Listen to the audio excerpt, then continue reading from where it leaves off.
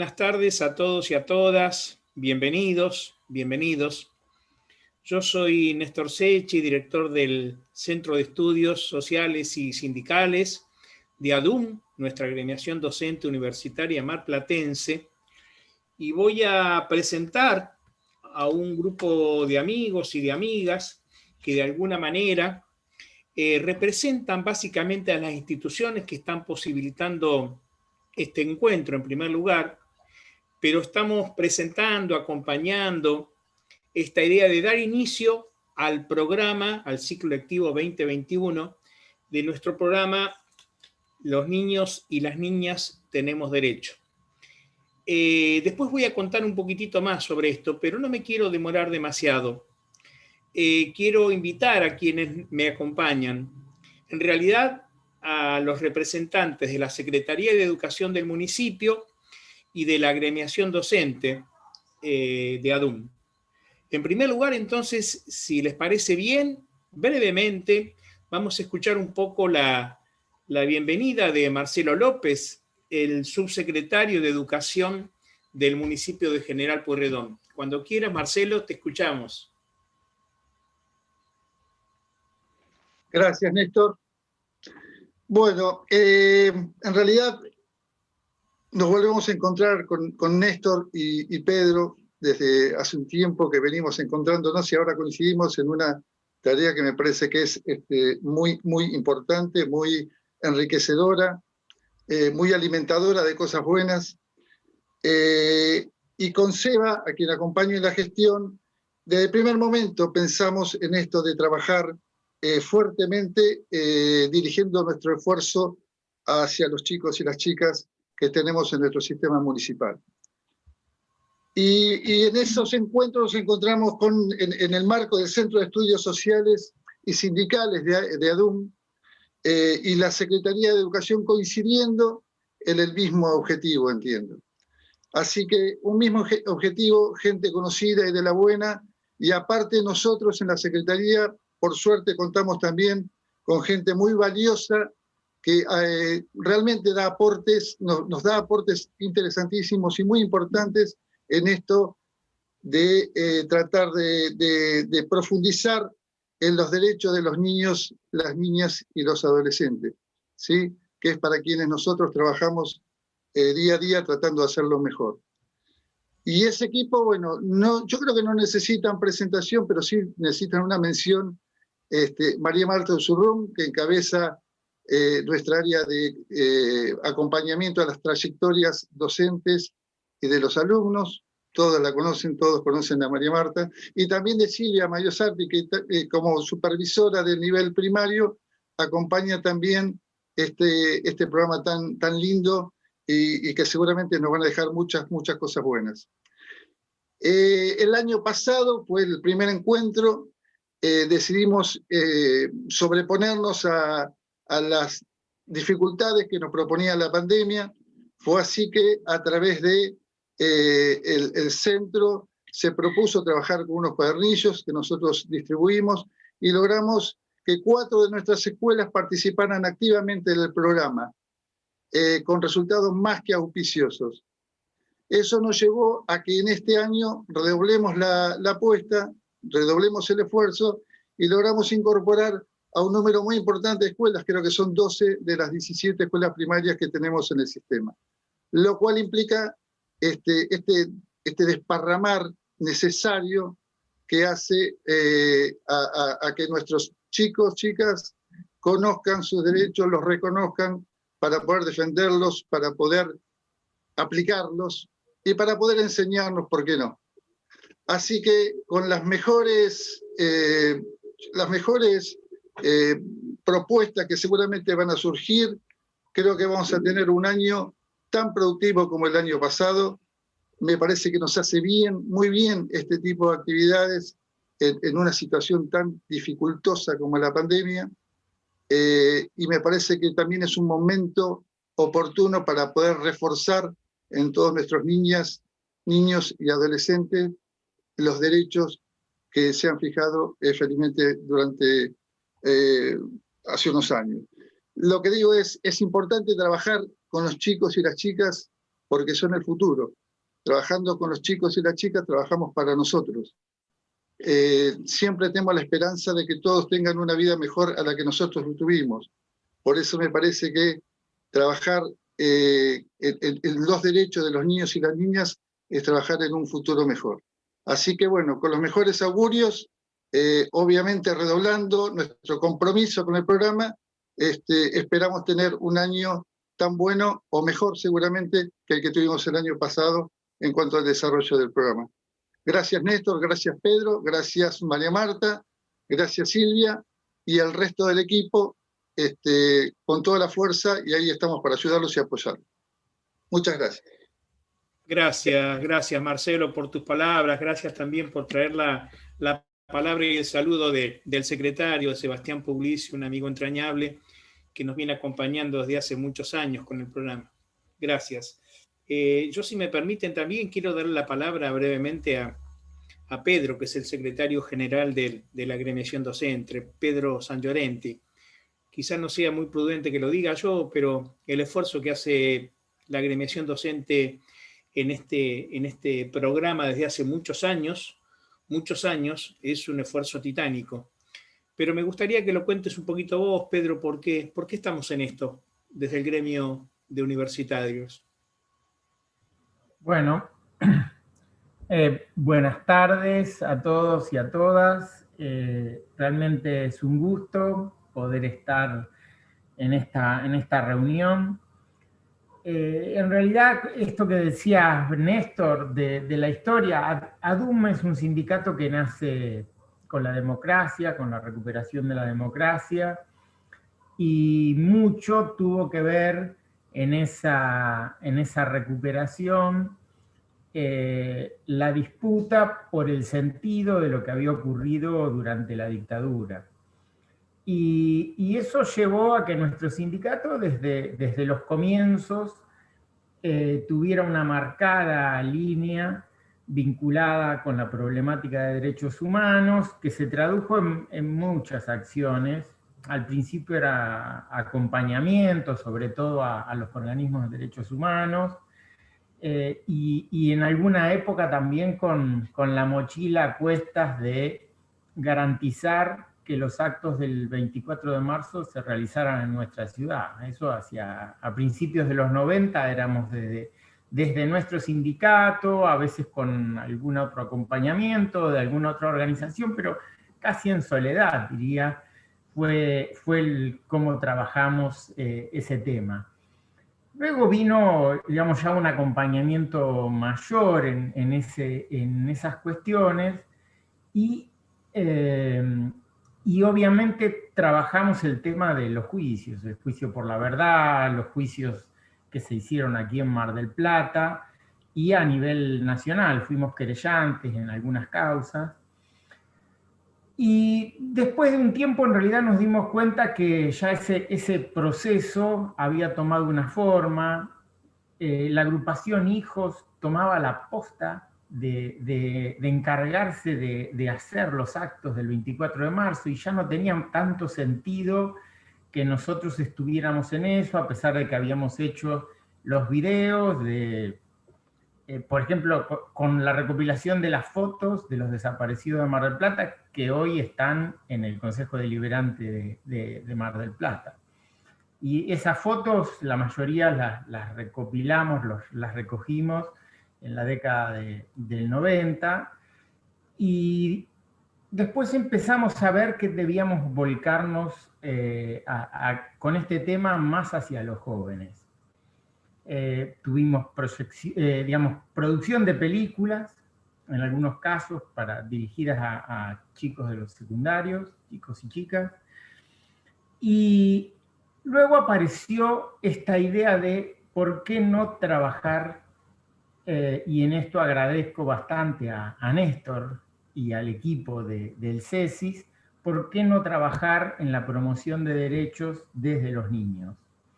Y bueno, y surgió esta idea, y al principio lo que hacíamos era lograr trabajar estos temas, pero los chicos venían desde las escuelas una mañana al sindicato y ahí con docentes especializados trabajaban el tema de los derechos. Y para eso, bueno, teníamos que conseguir los micros, una merienda, etcétera, y eso lo hicimos también bastante tiempo. Pero la pandemia nos obligó a cambiar el formato y tuvieron una rápida respuesta, sobre todo las chicas del CESIS, que diseñaron estos materiales que me parece que son muy buenos y por lo menos han tenido mucha aceptación. Y también agradecemos en ese camino a la Secretaría de Educación del municipio porque ha aceptado esta idea y de trabajarla. Los hicimos en formato digital, pero sabemos que hay muchos chicos que tienen dificultades para, digamos, tener acceso a ese tipo de material. Y por eso también los imprimimos. Y entonces ahora ya estamos por el segundo de los materiales, está en elaboración el tercero. La idea es trabajar, llegar a alcanzar los 10 derechos de la Convención del Niño que la provincia ha decidido como parte de la currícula. Bueno, vamos por 5 de esos derechos en los primeros 2 cuadernillos. Entonces, bueno, queremos seguir y también esto va a requerir en algún momento un esfuerzo, porque imprimir, como hemos hecho hasta ahora, unos 1000 y probablemente por los pedidos que estamos teniendo tengamos que hacer unos 500 más de cada uno, en color, etcétera, es un esfuerzo grande, además de lo que implica, digamos, sostener quienes hacen eso. Así que vamos a necesitar en algún momento algún sponsor, preferimos que sea del Estado, de algún Estado, y bueno, ojalá podamos llegar con esto. Y lo más interesante es que haya una devolución por parte de los docentes, los chicos. Siempre hacíamos un encuentro para reunir y trabajar el tema hacia fin de año, sobre lo que habían visto a lo largo del año con estos temas. Son chicos de los quintos años. Digamos, a mí me sale quinto grado, tengo edad para decir quinto grado, pero bueno. Esa es la edad en la que se trabaja este tema en las escuelas de la educación general básica, así que nos gustaría poder seguir promoviendo estos derechos y ojalá podamos hacerlo. Así que, bueno, los saludo y los dejo con Néstor nuevamente. Gracias, Pedro. Muchas gracias. Bueno, gracias, porque estas cosas se hacen siempre en equipo, ¿no? Así que en primer lugar, así como Marcelo citaba al equipo de la Secretaría de Educación, que nos da una mano desde el inicio, allá por el año 2016, que empezamos a trabajar conjuntamente este programa, también nosotros de ADUM tenemos un equipo de gente fantástica que nos acompaña desde el inicio. Sí, está la coordinadora general del programa, Viviana, que se ocupa siempre de resolver todos los temas que aparecen, desde lo logístico hasta coordinar cada uno de nuestros encuentros. Está Dolores López Arestín, Lola para nosotros, y también Eva Vilches. Las tres son las que de alguna manera funcionan, se ocupan de ser un poco las docentes del programa, y en este caso han diseñado cada uno de estos materiales. Hoy vamos a presentar el primer cuadernillo, ¿sí? Que ya lo hemos entregado en la Secretaría de Educación y que está disponible para que los chicos empiecen a trabajar. Creo que en algunos casos ya lo han hecho, ya han empezado a trabajar. Y algo mencionaba Pedro, pero yo redoblo la apuesta. En realidad tenemos un pedido muy fuerte también de escuelas públicas de la provincia de Buenos Aires para empezar a trabajar con este programa. Y la verdad que nos gusta mucho que de alguna manera las escuelas, una vez más, continúen trabajando estos temas. Sentimos que de alguna manera esto construye ciudadanía en serio, más allá del discurso. Por lo tanto, estamos muy contentos. Este programa a nosotros nos llena de alegría. Decía que desde el año 2016 que estamos trabajando, tal como decía Pedro, antes con una visita y una merienda, y después en este formato que podamos, en virtualidad, porque los materiales están en virtualidad, y además ahora están impresos con alguna limitación, cierto, pero con mucho esfuerzo para todos los chicos de las escuelas públicas del municipio. Y en este caso, este año, duplicamos la cantidad de escuelas participantes. Esto es fantástico, porque el año pasado teníamos, corregime María Marta, 6 escuelas participantes. Este año tenemos 12 de las 17. Y esto habla bien de un poco del deseo de involucramiento del sistema municipal con estos temas, con estas temáticas. Yo no voy a hablar mucho más. La verdad que nos da mucho gusto. Estamos de alguna manera transmitiendo esto en directo, además de este chat, de este canal, de este Zoom. Además, lo hacemos por YouTube. O sea, si hay alguna persona que no ha tenido la posibilidad de entrar a este Zoom, puede hacerlo, puede seguirlo con el canal de YouTube, que ahí está el enlace que puso el coordinador Guillermo de la parte técnica. También se puede seguir y se puede recuperar este material que está siendo grabado. Sin más, yo voy a dejar un poco la palabra en amigas que son en este caso expositoras, ¿sí? En primer lugar, nos va a contar una amiga entrañable, Marcela Frisione, que es abogada, pero debo confesar que fuimos compañeros durante muchísimos años en una organización, en una ONG llamada Causa Niñez, que trabaja básicamente con el tema de derechos del niño. Marcela, que es quien va a iniciar un poco una presentación breve, que después seguirá con un debate a través del chat, y ahí pueden dejar las preguntas, ¿sí?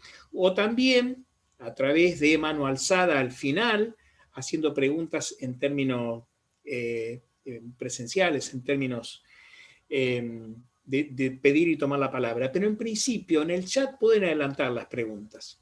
Lo cierto, decía, es que Marcela es abogada, es especializada en temáticas minoriles y derechos de menores, tiene título de posgrado en infancia y juventud, es operador familiar, formada en el curso Ser Humano, Familia, Instituciones, Sociedad.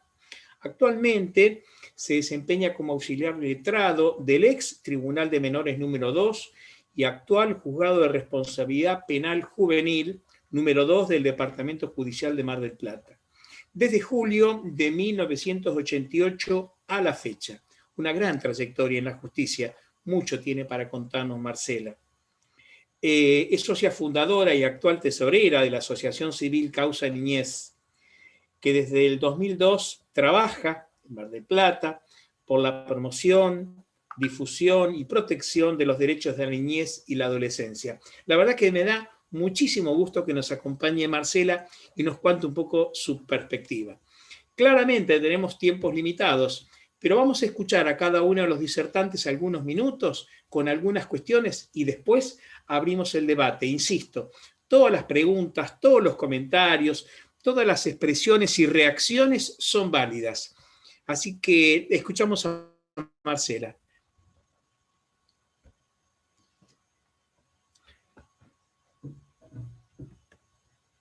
Marcela, cuando Hola, quiera. bueno, buenas tardes a todos y a todas. Ante todo, por supuesto, mi agradecimiento a Néstor, con quien, como él mismo destacó, nos une una entrañable relación a partir de haber fundado esa asociación civil Causa Niñez que tanto trabaja por los derechos de los niños y adolescentes, y bueno, también a Pedro, a Marcelo, a toda la gente que ha que ha organizado esto y me ha hecho el honor de invitarme a compartir unas breves reflexiones con ustedes. Y previo también mis felicitaciones por este programa, al que conozco muy bien, si bien lamentablemente por compromisos laborales nunca he podido participar activamente, pero sí muchas representantes de Causa Niñez han participado activamente y sé de lo que se trata ya desde toda la etapa pre-pandemia que lo conocemos muy bien. Cuando Néstor me invitó a a participar en esta presentación. Un poco el tema era qué significó la Convención sobre los Derechos del Niño en la consideración jurídica, particularmente de la infancia. Obviamente que significó, como muchas veces lo habrán escuchado decir, seguramente el gran cambio de paradigma, porque hasta ese momento, en lo que es la historia del tratamiento y la consideración de la infancia, habíamos pasado de una lisa y llana invisibilización de la infancia como categoría en sí misma, que yo siempre cuento para que entendamos de qué estamos hablando, me parece muy ilustrativo. Si nosotros vemos pinturas de familias, esas pinturas tan bucólicas de la Edad Media, vemos que los niños están en las pinturas reflejados con la misma ropa que los adultos, pero en chiquito. O sea, a eso me refiero con invisibilización. Eran seres en formación, en chiquito, pero no una categoría particular. Ya en el siglo XX, un poco después de mediados del siglo XX, empieza a aparecer este movimiento que empieza con, o sea, las primeras legislaciones sobre infancia fueron esencialmente proteccionistas. Es lo que se habla de la famosa legislación preconvención, el niño como un objeto de protección por parte de los adultos. Y cuando además lo teníamos inserto en algún sistema penal, esa protección muchas veces aparecía en realidad a modo de represión. Pero el centro estaba en esto, el niño objeto. Después de mediados del siglo XX empieza una especie de inquietud así muy importante de movilización que o sea, por el hecho de que había que reconocer que los niños tenían derechos. Llevó mucho tiempo, más de 10 años, a la Asamblea, a la ONU, poder llegar el 20 de noviembre de 1989 a aprobar la Convención. 10 años de trabajo. Pero finalmente se llega. Afortunadamente es el Pacto de Derechos Humanos que más países han ratificado en el mundo. Eso dicho así suena muy lindo. La verdad es que con la ratificación no alcanza. Lamentablemente no hay más que mirar un poco el mundo a nuestro alrededor, no solo en nuestro país, en la región, en zonas particularmente vulnerables como son los países africanos, para darnos cuenta que con ratificar la Convención no se logra nada si no se ponen en marcha todas las políticas que se necesitan para hacer efectivos los derechos. Ahora, ¿qué pasa? En este marco empezamos a readecuar las legislaciones internas, que es un paso importante para reconocer esos derechos en los distintos terrenos donde un niño pueda tener, donde pueda moverse su universo, porque la Convención contempla absolutamente todo, desde el derecho a la vida hasta los derechos en el marco de un proceso penal, los derechos de un niño como refugiado, todo. Todos los aspectos que pueden aparecer en la vida cotidiana, familiar, personal, de un niño. Empezamos así, se empezó así con esta tarea que, bueno, hoy continúan gentes como ustedes con programas como estos de difusión para que los chicos conozcan sus derechos, para que empiecen a ejercerlos, porque precisamente ahí está la gran diferencia que marca la Convención. Ya no tenemos a una niñez o a una infancia que necesita ser protegida, que es objeto de la protección de los adultos, que la miramos desde la perspectiva adultocéntrica. Nosotros somos los que te vamos a proteger. No, la Convención considera a los niños, niñas, adolescentes ya como sujetos de derecho. Y lo que se protege no es al niño ni a la niña, sino a sus derechos.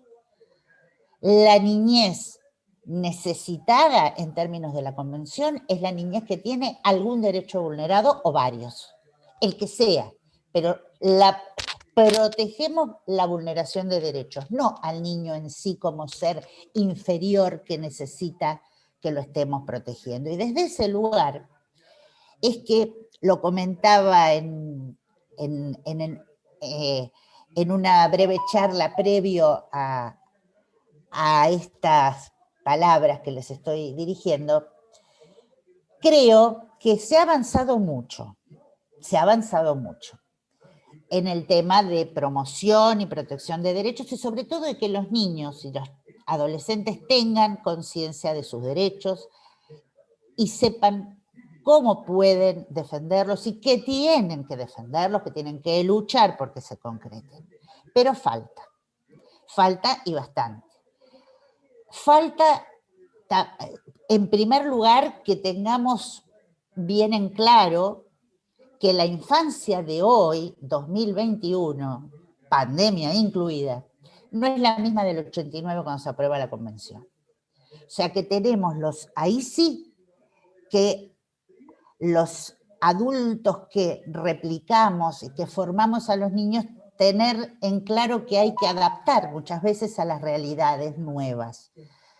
No solo por lo que pasa en el exterior, sino también por lo que pasa internamente con los niños. Son niños mucho más estimulados, que se conectan por medios que en el 89 ni siquiera los adultos teníamos noción que algún día íbamos a usar como esto, que hoy desde mi casa estoy hablando con un montón de personas, conectada con un montón de personas. Entonces, ese es uno de los primeros grandes desafíos, el adaptar las realidades y el empoderar a los niños de los derechos que les son propios según la Convención.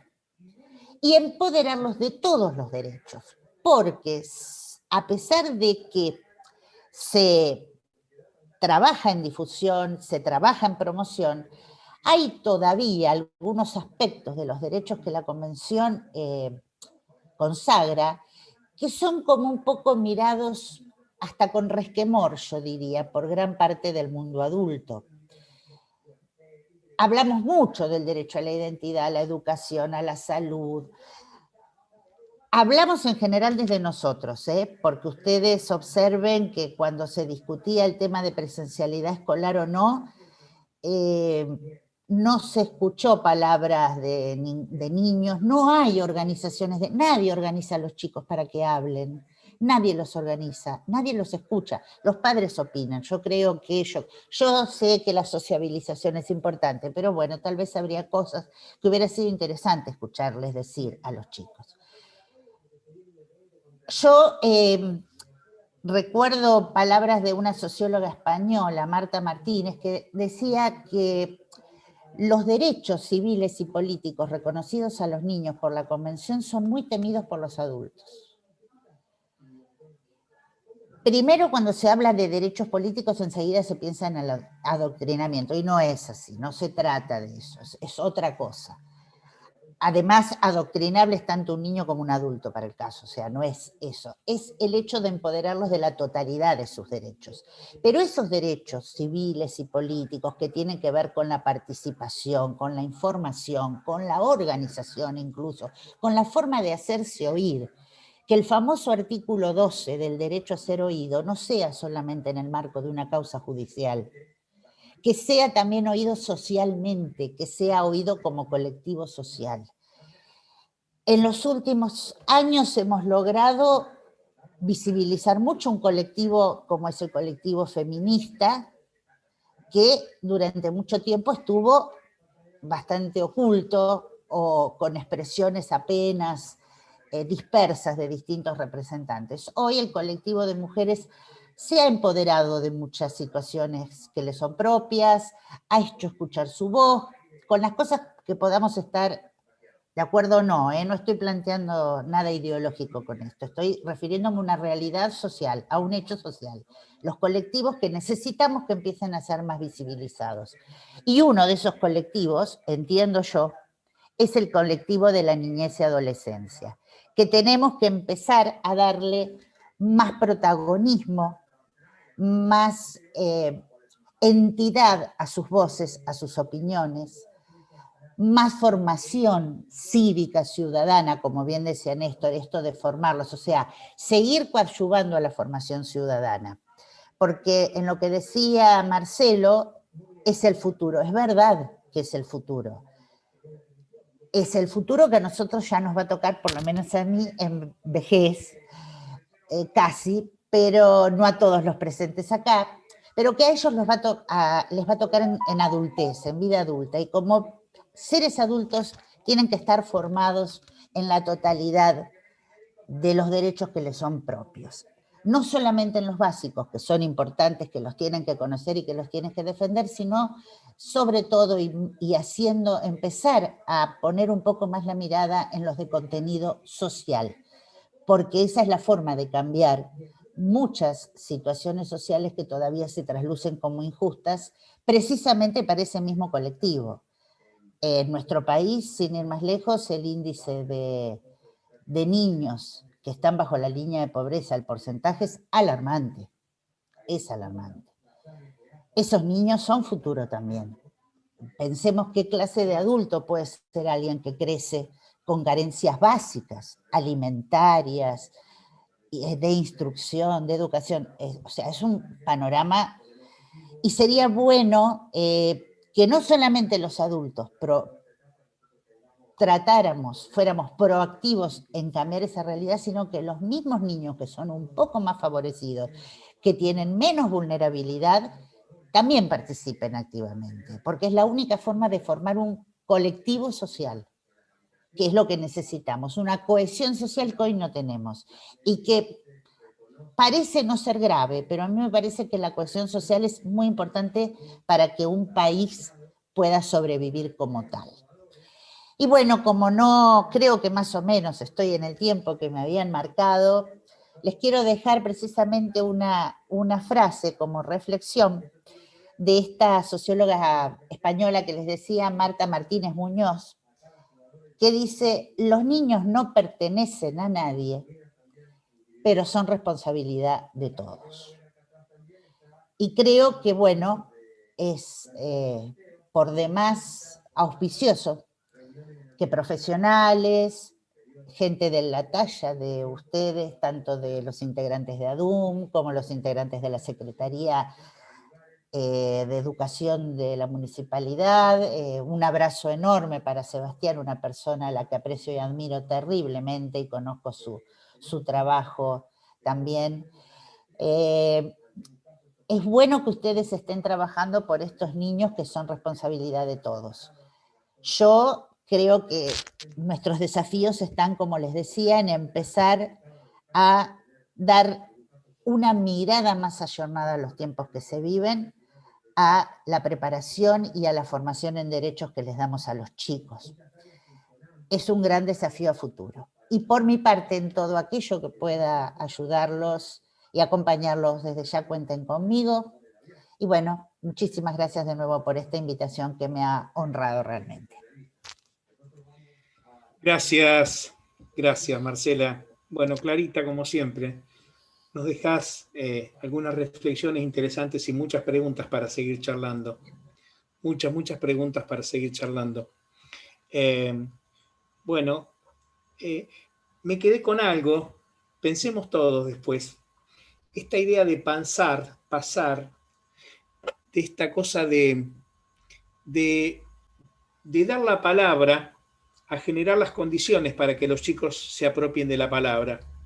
Esta idea de pasar del trabajar a trabajar con los niños y las niñas. Esta idea de los niños y las niñas protagonistas, y en ese sentido habilitar las condiciones para que ellos puedan tomar la palabra. Escucharnos, me pareció interesantísima. Bueno, pensemos juntos, por favor. Gracias, Marcela. Clarísima como siempre.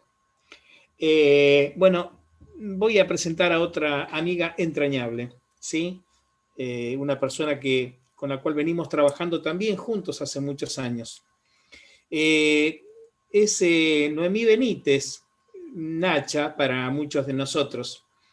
Es trabajadora social, es referente de infancias y juventudes de la Subsecretaría de Salud Mental, Región Sanitaria 1. Es jefa de residentes de la Residencia de Trabajo Social de Tres Arroyos, del Ministerio de Salud de la Provincia de Buenos Aires. Es extensionista. Ustedes no saben qué extensionista tenemos en la universidad con Nacha. Es extensionista integrante del proyecto Juegoteca La Otra Esquina de la Universidad Nacional de Mar del Plata, y compartimos ese espacio desde la creación del proyecto hace unos cuantos años, y actualmente además es docente de la Escuela de Medicina en nuestra universidad. Evidentemente tenemos dos personas que tienen formaciones diferentes, pero un decir, una conceptualización, una concepción sobre la infancia que me parece muy, pero muy interesante. Cuando vos quieras te escuchamos, Nacha, con mucho gusto. Bueno, hola a todos. Agradezco muchísimo esta invitación. Gracias por el cariño también de la presentación. Primero que nada voy a felicitar a todos por este trabajo tan hermoso. Vi los dos cuadernillos, impecable el trabajo, también la accesibilidad para la comprensión. Estuve ahí compartiéndolo también para que otras personas lo pudieran disfrutar, y coinciden también en esto, en lo impecable que es ese trabajo. Y la llegada que tiene, ¿no? Porque en realidad es tanto para que lo podamos disfrutar adultos y niñas, ¿no? Me parece que es una tarea como para compartir también. No sé si me están escuchando bien, puse como un microfonito. Perfecto. Bien, perfecto. Bueno, estuve escuchándola ahí a Marcela y me dieron ganas de recuperar todo lo que iba diciendo. Me venían muchas cuestiones también que quería como tocar en esta ocasión, y que, bueno, vamos a recuperar más adelante seguramente. Pero quería centrarme en dos líneas para charlar esta tarde, ¿sí? En relación a la escucha, bueno, esto que también estaba hablando Marce sobre el artículo 12, ¿no? Que es tan importante de la Convención. Pero también, ya que hay un montón de personas, ¿no? Que pertenecen a instituciones educativas, centros de primera infancia, que son referentes también de infancias en lo territorial, poder centrarnos también en esas instituciones como territorios, ¿no? Hace poco más de un año estalló la pandemia, ¿no? Se declara el estado de alarma, se cierran las puertas de los colegios, de los jardines. Muchos niños, millones, quedan en sus casas obligados a continuar una educación de manera remota. Bueno, nada, nadie pensaba que podía llegar a pasar esta situación que seguimos transitando, ¿no? Docentes, escuelas y familias se adaptan bruscamente a un entorno radicalmente distinto, y la conversación en referencia a infancias y juventudes comienza a centrarse en ¿qué? Esto me sigue haciendo ruido porque estamos como en una segunda ola de esta pandemia, y seguimos hablando de la formación de los niños, ¿no? De cómo seguir impartiéndoles contenidos, cómo van a ser evaluados, cómo van a transitar la presencialidad, si en burbujas, si en grupos, como que siguen habiendo un montón de cuestiones muy sensibles en cuanto a las infancias, que todavía como que no se han podido como tratar de manera respetuosa para la infancia, ¿no? Haciendo una lectura crítica, ¿sí? Se puede visualizar que en todos estos debates se plantea el impacto de la pandemia en las niñas. Pero esto que decía Marce, ¿se los ha convocado para escuchar, a ver qué están opinando estas infancias de esta situación? ¿Por qué no se los convoca? Estamos como desde el adultocentrismo siempre centrándonos en lo que ellos están sentipensando en esta situación. Que es muy interesante porque seguimos como hablando por ellos, ¿sí?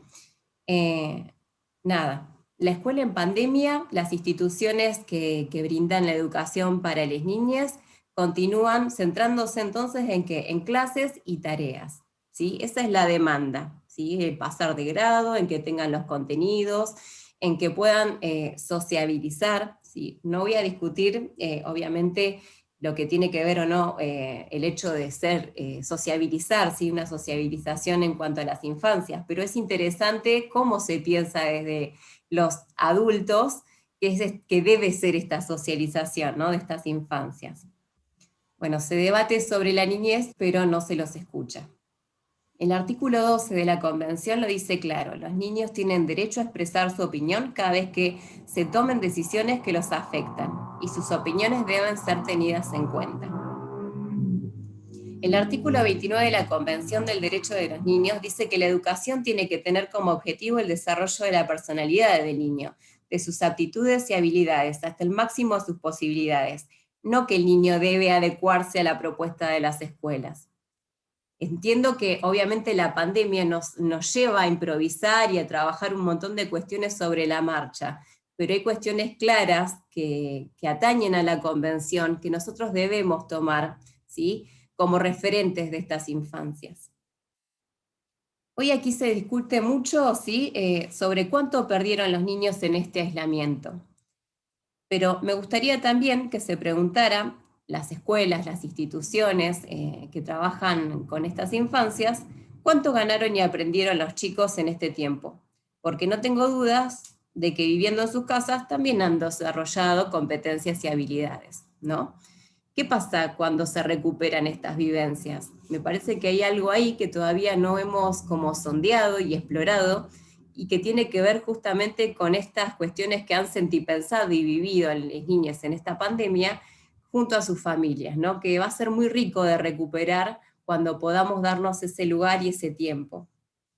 Entonces sería importante centrarnos en esta recuperación. También yo pensaba en esto de que es el reclamo que está bien latente y tan en auge, ¿no?, de la presencialidad. ¿Qué entendemos por presencialidad? ¿Qué entendemos por en línea dentro de la escuela, ¿no? Estamos pensando en las instituciones, en las guarderías, los jardines, las escuelas, como edificios, ¿sí? Como edificios donde se reproduce una dinámica. El edificio delimitado entre muros que alberga prácticas de enseñanza, ¿no? Es como bastante simbólico lo que estamos atravesando, porque también deberíamos pensar que la escuela, los jardines, las guarderías, son un territorio, ¿sí?, que más allá del edificio puede ser reproducido en otros lugares, en otros espacios. Y este es el desafío que nos ha traído la virtualidad, ¿no? Que es el desafío de la creatividad, y de no intentar traspolar el edificio escuela, el edificio guardería, a la virtualidad, ¿sí? La escuela, y tomo el concepto de Deleuze, ¿sí?, de territorio, que es mucho más amplio que obviamente el lugar concreto donde se desarrolla la enseñanza.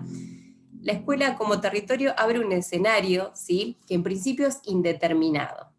¿A qué se refiere la escuela territorio? ¿Al contexto en el que está emplazado el edificio escolar? No, porque el territorio no es una locación, es una trama relacional. No se sabe cuál es el territorio de una escuela. El territorio de una escuela se define por las relaciones que es capaz de desplegar. Nosotros estamos dándonos cuenta ahora de que más allá de la presencialidad, hay una trama relacional que se reproduce en la virtualidad. Entonces está el desafío que vamos a tener ahora y a futuro, a empezar a llenarlo de ingredientes y de condimentos que modifiquen también esta trama relacional que significa y que implica la enseñanza, ¿no? Hay una frase, ¿sí?, una definición de Maite Laurrari, que es una filósofa que toma mucho a Deleuze, que me encanta, que justamente habla de la palabra territorio para referirse a la potencia individual de cada individuo. En efecto, podemos inmediatamente entender que es el territorio, que es el espacio que ocupa un cuerpo vivo mediante los efectos de lo que es capaz. La potencia busca crecer y anexionarse en más territorio. Los seres humanos, los animales, las plantas poseen un territorio que no se delimita por contornos fijos, sino que está en continuo movimiento, porque está determinado por la fuerza vital de cada cual. un territorio no se delimita desde afuera. Nada, yo soy muy fanática de Deleuze y Guattari, como verán, me trato de limitar un poquitito para no resultar tan redundante, pero creo que pensar estas instituciones, estos espacios para las infancias como lugares territoriales que van deviniendo, van superándose, nos va a interpelar a nosotros también para poder crear desde otros lugares, ¿sí?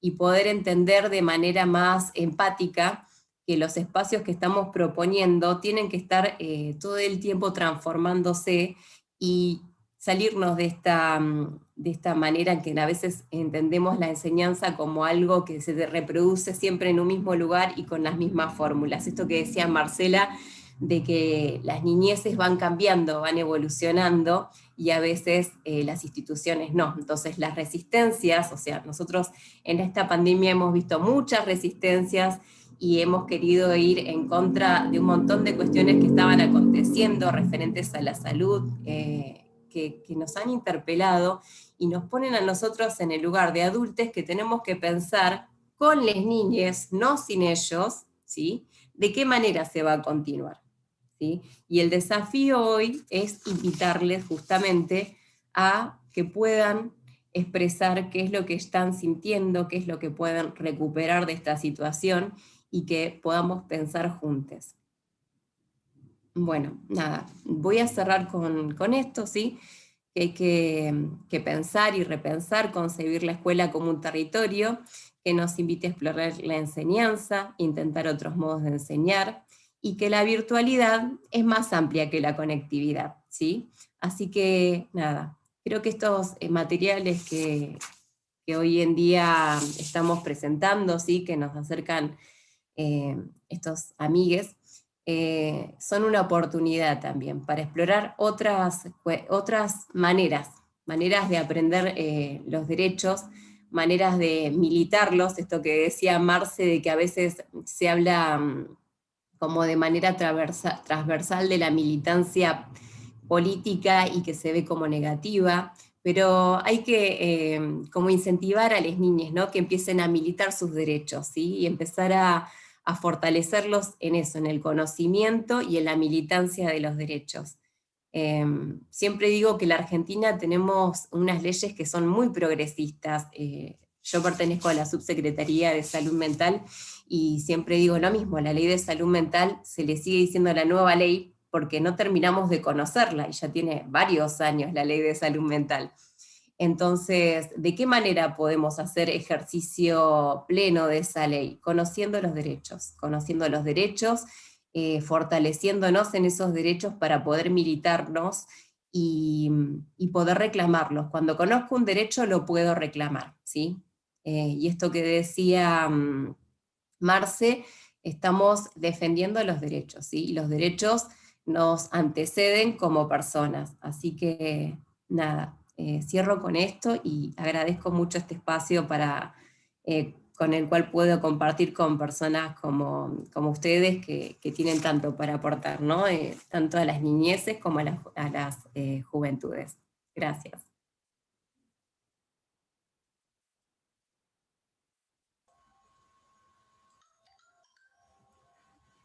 Bueno, gracias, Nacha. Siempre es un gusto escucharte. Siempre es un gusto escucharte. Tenemos un ratito para charlar y me gustaría que podamos charlar un poquito todos. Tienen tantas cosas para contar, para compartir, para decir, para pensar juntos. Me gustaría habilitar otras palabras, otras preguntas, otras consideraciones. Lo que sí, no me quiero olvidar, estos cuadernillos son una invitación a trabajar, claro, porque contienen un conjunto de actividades, que cada una de estas actividades se aproxima a algunos de los derechos, se aproxima en clara articulación entre situaciones de derechos. Pero además de trabajar, me parece que es una oportunidad para que también los chicos puedan expresar esta idea que decía Nacha recién, en términos de sujetos sentipensantes, en lo que les va pasando con el trabajo, con la escuela, con esta idea de cómo están viviendo ellos también en clave de derechos, en clave de niños y niñas, esta situación de pandemia.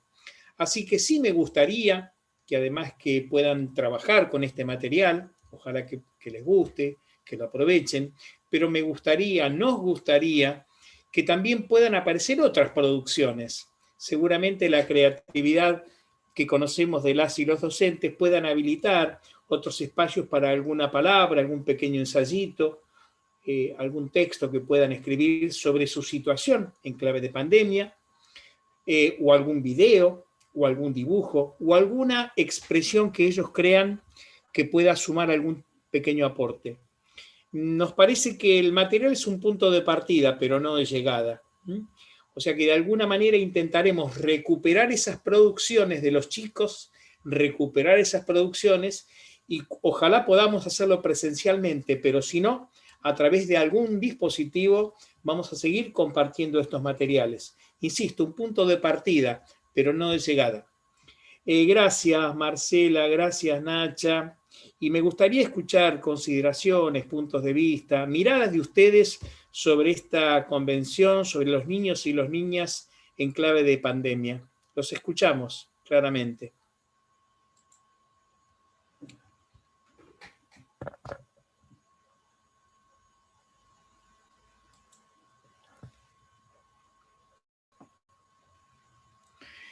Pueden hacerlo a través del chat, o si lo quieren también levantando la mano y hacemos circular la palabra. Seguramente eso va a ser enriquecedor también.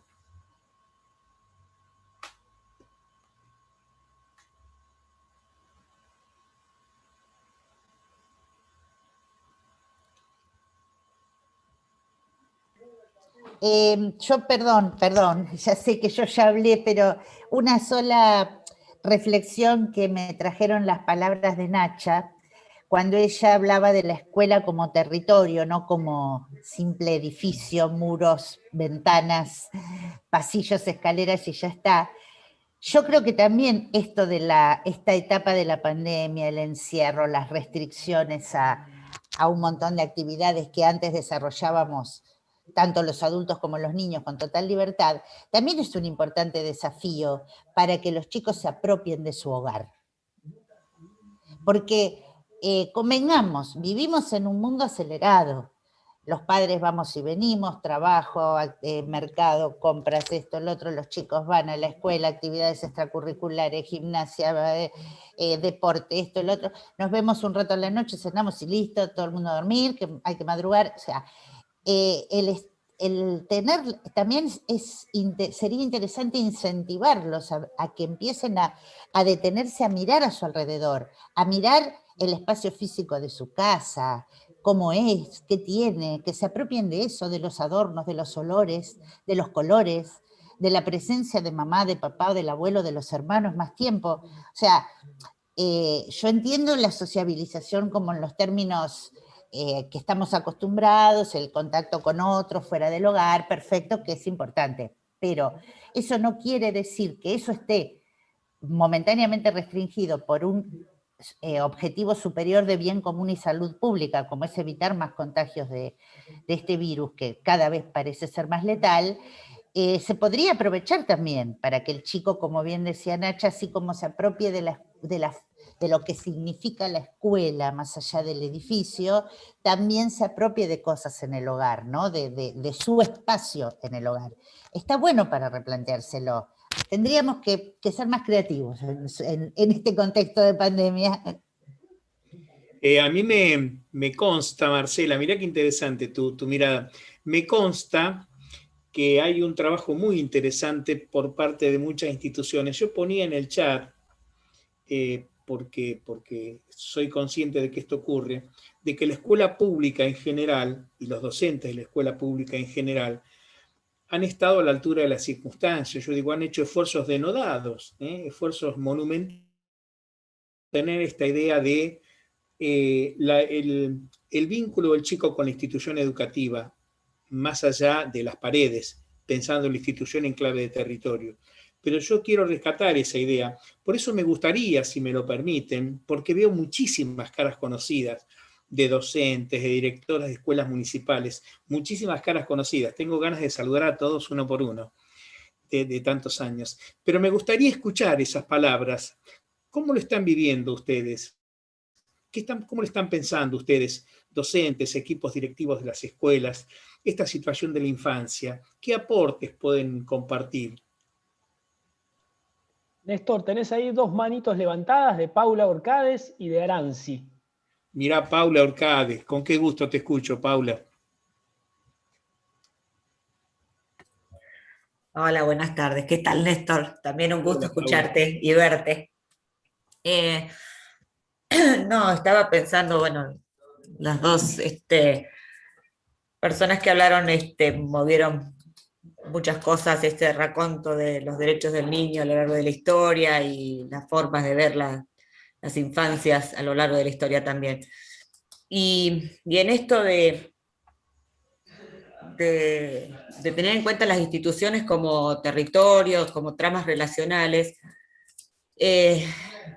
también preocupa durante todo este tiempo de pandemia esa falta de construcción de tramas relacionales dentro de la institución, porque sin duda son diferentes a todas las tramas relacionales que puedan tener al interior del hogar. Y sobre todo nos preocupa también, en perspectiva de derechos, todos aquellos derechos vulnerados que los niños tienen, muchos de nuestros niños y niñas tienen, dentro, al interior del hogar. Y que en este contexto han aparecido también más derechos vulnerados, o se han profundizado la vulneración de derechos que a veces tienen dentro del hogar. Y también es preocupante, porque los adultos se supone que deberíamos tener un recorrido de conocimiento de estos derechos y demás, por lo menos yo lo he visto en los últimos años, en el nivel inicial, que se empieza a ver a los niños nuevamente como adultos en miniatura. Empezamos a perderlos de vista como sujetos de derecho. Y si bien lo venimos trabajando desde el nivel inicial, o sea, tratamos de empoderarlos desde el nivel inicial, en que conozcan sus derechos y los puedan ejercer, sí estamos viendo desde quienes maternan y paternan, que no los están viendo como sujetos de derecho, y a veces sí como objetos.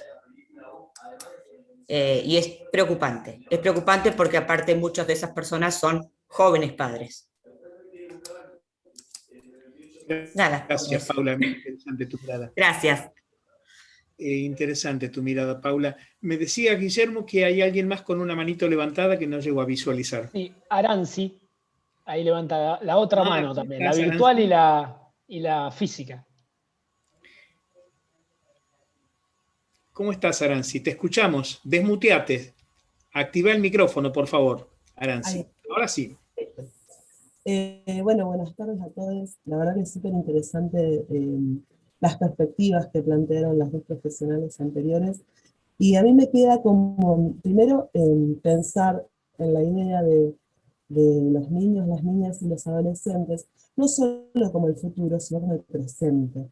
Porque a veces en esto de pensarlos en esa trayectoria que van a hacer de recorrido de vida, se nos pierde, y más esta pandemia como que nos puso en evidencia de vivir el instante, porque mañana no sabemos qué pasa, si nos encierran, si no nos encierran, si podemos dar clases, si no podemos, si esto que ya sabía ya no lo tengo que saber. Bueno, toda esa cuestión hace como urgente pensar el presente, y los niños y las niñas como sujetos del presente también, ¿no? Tramando historias. Y me hizo acordar un poco esto del territorio y la trama relacional a una cuestión que siempre pienso: ¿por qué los niños y las niñas quieren estar en el edificio escuela? Y me acordaba de la idea que leí hace un montón, de Patricia Redondo, que plantea que los niños y las niñas, el único lugar donde seguro los van a tratar como niños y niñas es en la escuela. recuperan en esta idea que traía Paula de que los niños y de que las niñas en muchos casos están siendo tratados como objetos o como adultos pequeños. La escuela siempre mantiene esa relación entre niño y adulto. Creo también que la pandemia nos ha puesto muchos desafíos, pero entre esos ha puesto en evidencia cómo la escuela se tiene que transformar como institución. En el equipo de trabajo por el que estoy participando, es una preocupación siempre la ludicidad y el juego, que es una dimensión que la teníamos clarísima, que los chicos la tenían muy clara, pero que ahora cambian las reglas del juego o de jugar, ¿no? Ya no nos podemos acercar, el cuerpo se convierte en algo peligroso, esas relaciones que teníamos por lo menos aseguradas en nuestra cotidianidad se deben transformar. El abrazo, el vínculo, lo corporal se ve tan comprometido y pasa a ser peligroso que a veces yo tengo la sensación de que volvimos como a 1900 en algunas cuestiones, ¿no? Bueno, todas estas cuestiones creo que se ponen ahí en tensión para ponernos creativos y creativas y creo que, bueno, que son esas como las dimensiones que a mí me están como haciendo pensar en mi práctica docente, si doy prioridad al contenido, o si doy prioridad al vínculo y a las manifestaciones que tienen los chicos de extrañar a sus otros compañeros y compañeras de la mitad de la burbuja. Bueno, cómo atender todas esas cuestiones creo que también tiene que ver con esto a lo que nos convoca Nacha, de decir, bueno, escuchemos a los chicos y a las chicas y qué es lo que vamos a priorizar en este momento de la escuela. Bueno, nada, igual estoy pienso por ahí en voz alta cuando comparto estas inquietudes. Gracias, Aranzi, gracias. La posibilidad de dejarnos pensando es un desafío fantástico, ¿eh? Ayudarnos a pensar, porque este tema evidentemente nos compromete a todos. Veo algunas consideraciones que me interesan particularmente, ¿no? Acá hay Mariela Funes, nos dice, me parece que la escuela con la presencialidad es irreemplazable, claramente, en algún sentido yo acuerdo, es irreemplazable. Yo creo que la mayoría de ustedes, los docentes, los equipos de gestión, los equipos directivos, han hecho honestamente esfuerzos descomunales, esfuerzos monumentales para poder dar respuesta a esta realidad que nos golpea a todos.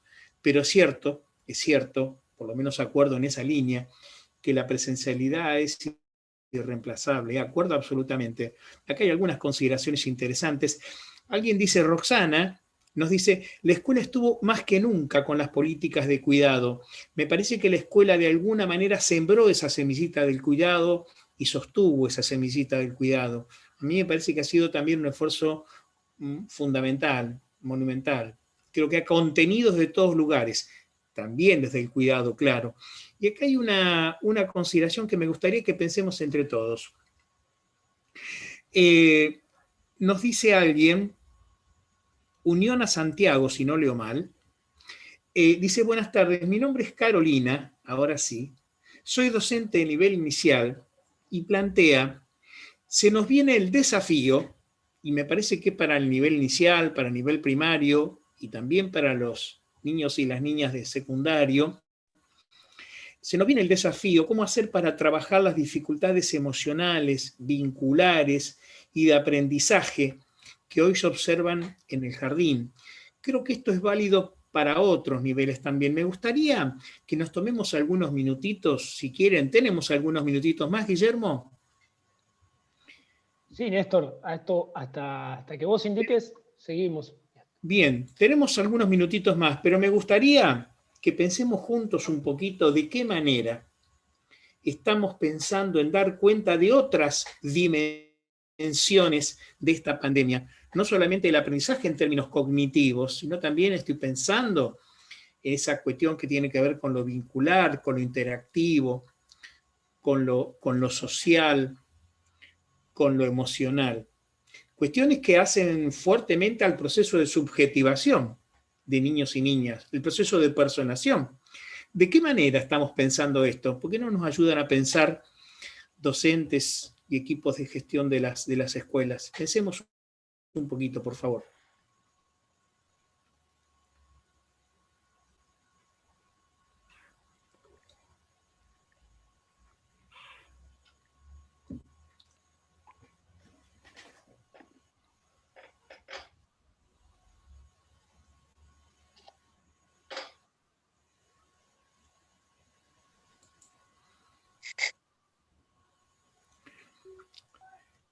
Yo voy a hacer algo que no debería hacer, pero yo no puedo vencer la tentación de escuchar la palabra de Dora Pérez, que es una compañera del Centro de Estudios de muchos, muchos años, y yo, si me lo permitís, Dora, me gustaría escuchar tu palabra.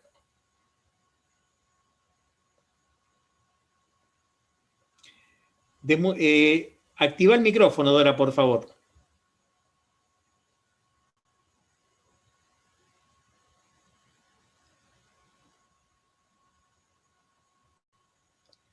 No todavía.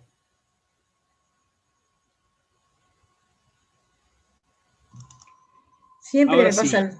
Ahora sí, perfecto. Buenas tardes a todos, a todas. Realmente magníficas las exposiciones y las intervenciones. Estoy escuchando atentamente y no me siento fuera del sistema, a pesar de que desde el punto de vista jurídico ya lo estoy, hace bastante tiempo. Sigo paso a paso todo lo que pasa en todos los niveles. Estoy muy cerca del jardín, de la primaria, de secundaria. Por un lado, por parte de mis nietos, y por otro lado, de hijos, hijas de amigos y amigas. Y realmente es una preocupación, una consideración que hace Carolina, que es muy fuerte. Creo que ninguno de nosotros estuvo preparado como docente en ningún nivel y en ninguna etapa de nuestro trabajo profesional para los momentos que estamos viviendo, no hace falta que los diga. Porque el problema de las dificultades emocionales las tenemos nosotros primero, ¿eh? Es decir, los docentes, los directivos, los funcionarios están pasando una etapa muy difícil porque sobre la marcha nos estamos enfrentando con situaciones inéditas, no están escritas, no están probadas, y muchas veces nos tenemos que encontrar con niños, adolescentes y adultos con los que no sabemos ni tenemos la respuesta. Por eso me parece muy interesante que estemos hablando permanentemente de equipo, de colaboración, porque todos, más que nunca, tenemos que saber, como decía Sócrates, que no sabemos nada. Y como no sabemos nada, nos tenemos que apoyar en el otro. Nosotros creo que tenemos una ausencia muy grande en el trabajo, a pesar de todos los avances que se han hecho, por supuesto, que es la dificultad de la colaboración, de pensar en el otro, de pensar con el otro. Y yo creo que es el momento justo de la historia que estamos viviendo de valorar lo colectivo y lo social entre los adultos. Porque de esa manera también le estamos dando la pauta a niños y jóvenes que es importante trabajar con el otro. Hablando de todos los niveles, conocemos algunas carreras universitarias que casi ni tienen trabajo en comisión. Ahora ya es mucho más difícil, por supuesto, pero quiero decir que en general se repiten los textos, las teorías, pero qué poco sabemos del otro y qué poco escuchamos al otro. Por eso pienso a la consideración que hace Carolina, que tanto todas las situaciones de aprendizaje como las situaciones de vida necesitamos escuchar, trabajar con otros. Individualmente ya no podemos nada, pero no hablando de la ciencia en general, sino de la actividad cotidiana en las instituciones educativas. Y este encuentro virtual que tenemos, creo que nos está sosteniendo mucho. Comparto con aquella docente que decía que la escuela es irreemplazable, absolutamente irreemplazable, y voto todos los días por la presencialidad. Pero cuando no se puede, y vemos que cada día nos están pasando cosas más feas acá con respecto a la pandemia, es muy probable que volvamos otra vez a la virtualidad, desgraciadamente, este encuentro, este escuchar a los otros, nos está sosteniendo. Y también tiene que estar sosteniendo a los chicos. Yo veo a las nietas más chicas que se sienten muy felices cuando se encuentran en la pantalla con sus compañeras y compañeros. Nada comparable a ese encuentro que tuvieron este año cuando se vieron en la escuela, ¿no? Desde ya. Pero todavía siguen haciendo muchas actividades con este medio, como una alternativa. Como una alternativa. No sé qué más puedo decir para aportar, ya que me parece que más que lo teórico, lo que nos está ayudando es lo vivencial. Que a veces lo vivencial lo dejamos de lado, lo desvalorizamos. Este concepto que ustedes decían y que comparto, que en las casas, en las familias muchas veces no lo consideramos a los chicos como chicos, sino como adultos en miniatura, eso me parece que se puede sustituir con esa vivencia del juego, como también se dijo acá, pero no el juego en el jardín de infantes solamente, el juego en la primaria, el juego en la secundaria. El juego es esa faceta de nuestra vida que también nos enriquece en los sentimientos, en las emociones, y por qué no también en los conceptos que vamos aprendiendo en el juego. No robo más pantalla ni voz. Gracias por darme la participación. Una reflexión imprescindible, Dora, gracias. Muchas gracias. No, gracias a vos, por favor. Tengo una opinión también aquí pedida, María Marta. Nos gustaría, María Marta, escucharte un momento, si podés. Sí. Te pedía un segundito, primero para agradecerle a las maestras, a los equipos directivos, que después de trabajar hoy toda la mañana o toda la tarde o ambos turnos, se suman y están aquí acompañándonos y ayudándonos a pensar. Y en esto de la importancia de la escucha, quiero contar una pequeña anécdota que ocurrió en una escuela municipal, una de las escuelas que participa del programa, a la que fuimos por otro programa que es PROA. Estamos colaborando con la alfabetización porque es difícil lo que va dejando este tendal de no presencialidad en algunas cuestiones, ¿no? Y estamos ayudando un poco en esa línea.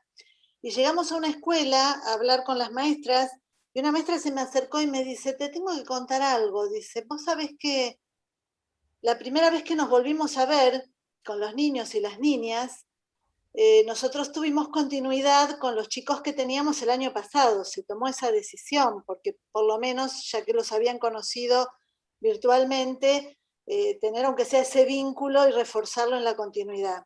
Dice, un chico se me acercó y me dijo, ¡ay, qué suerte, señor! Tenés cuerpo.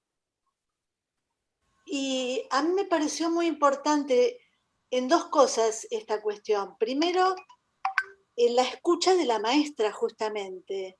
No lo había dejado pasar como una cosa que dice un nene divertida. Lo había tomado muy en cuenta, porque me dijo, y yo me puse a pensar, el año pasado fui casi un busto parlante, porque se me veía de acá para arriba, y el movimiento, cómo tenemos que recuperar el movimiento, el cuerpo, el vínculo también desde lo corporal, ¿no?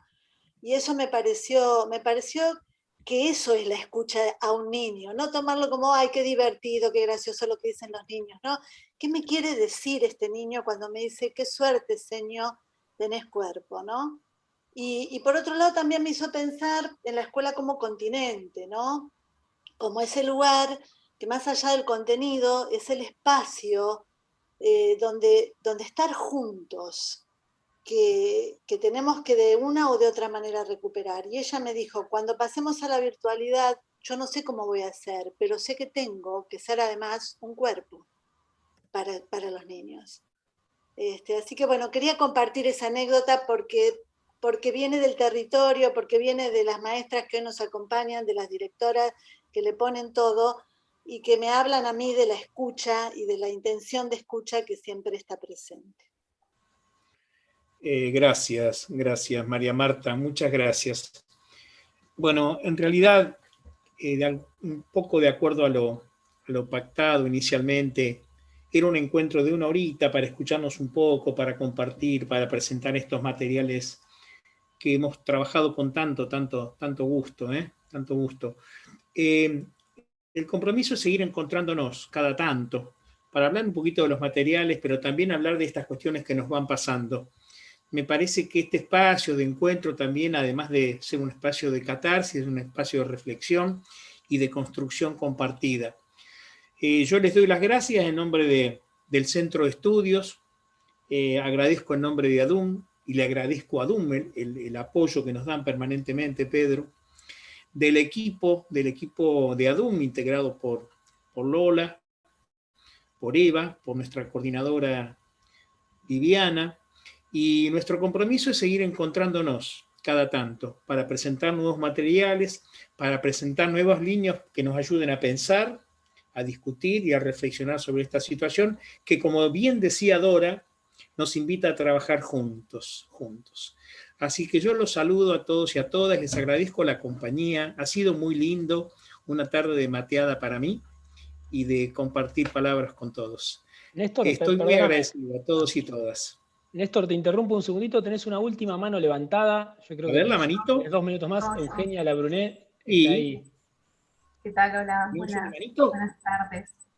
No, era simplemente para compartirles, en vista de todo lo que se estuvo hablando y lo enriquecedor que es el encuentro, como comentan ahí, desde el Consejo Local de Niñez, yo estoy participando en ese espacio, hay una comisión específica de eje transversal de participación, y nos estamos cuestionando también todo esto que están comentando ustedes, cómo hacer participar a los niños, niñas y adolescentes en la toma de decisiones, en convocarlos a armar la agenda pública y el armado de las políticas públicas. En esa discusión interna que también se está dando dentro del Consejo, se generó o se está planteando hacer un encuentro liderado por Gabriela Magistris, una investigadora que trabaja sobre estos temas, un encuentro que se va a llamar Desarmando el adultocentrismo, buscando pistas para la participación protagónica de niños y adolescentes,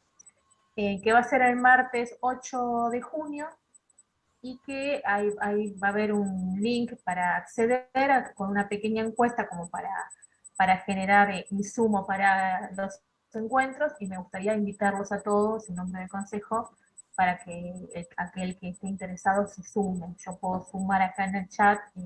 Sí, por favor. Así, por favor, lo vamos a hacer con mucho gusto. Bueno.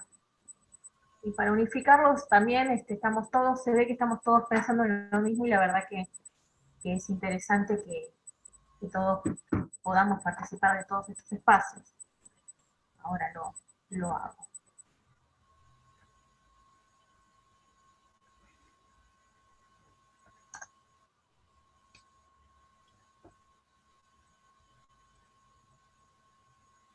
Les paso el link, el flyer, hay un flyer que también lo puedo pasar por el mail de ADUM. Sí, si lo querés poner todo por ADUM, nosotros también estamos dispuestos a sumar nuestra divulgación. Bien. Ahí lo copio. Lo paso en el chat. Ahí está. Es un documento, sí, es un Google Forms, en donde se pueden inscribir a los que estén interesados. Era eso. Muchas gracias, Eugenia. Te agradecemos mucho y estamos dispuestos a acompañarte en cualquier actividad que quieras divulgar. Bien, bueno, gracias. Entonces, nuevamente, mi saludo y hasta cualquier momento. Hasta muy prontito. Gracias a todos y todas. Gracias, Néstor. Buenas tardes. Saludos a todos. Buenas tardes a todas y a todos. Luego nos vemos. Gracias, muchas gracias. Gracias, adiós. Muchas gracias, hasta luego.